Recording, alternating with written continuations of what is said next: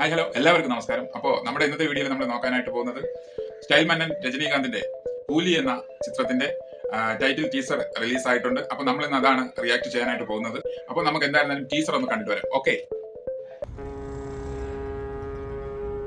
Sun pictures. Wow God.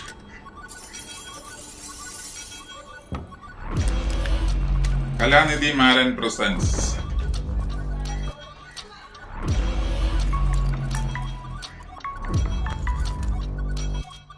சொல்லு. ஒருத்தன் board security breach பண்ணிட்டு உள்ள வந்துட்டு இருக்கான். பொருள்லாம் பத்திரம்.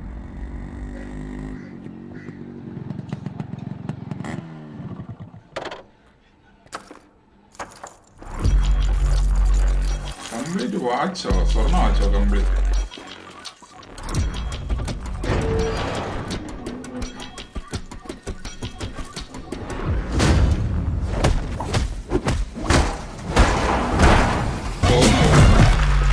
அப்பாவும் தாத்தாவும் வந்தார்கள் போனார்கள்.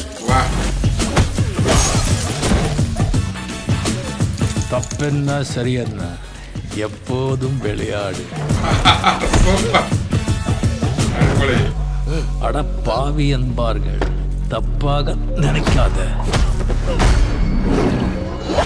எப்பாதே போனாலும் இன்பத்தை தள்ளாத. முடிச்சிங்களா இல்லையா?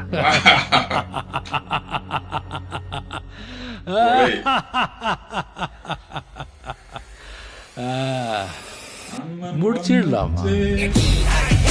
ലോകേഷ് കനകരാജ്.